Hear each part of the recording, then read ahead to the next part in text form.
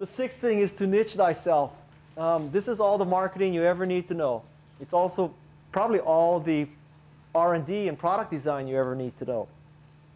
I think that this chart can explain basically all of marketing and product design.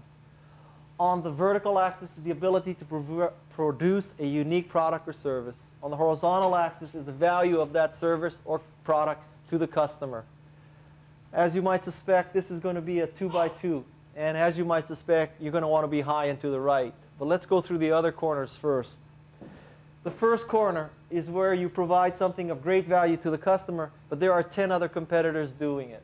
At that point, you have to compete on price because it is not a unique product or service. It's an ugly place to be. Another corner is where you provide something and only you provide it, but nobody wants it. That's where you're stupid.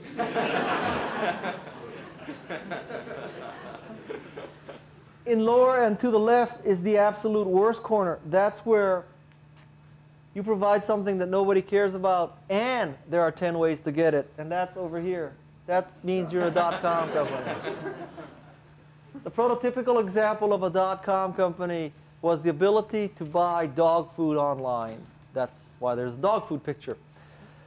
You know, at the height of the .com phenomenon, you could buy a case of dog food online for 10% than what you would pay for by driving to a brick-and-mortar store, a Pet Mart or a Petco, right?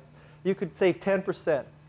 However, dog food is so heavy that you would pay $10 in shipping, which would be more than compensate for the 10% discount. So, in effect, the dog food was of no value to the customer buying it online.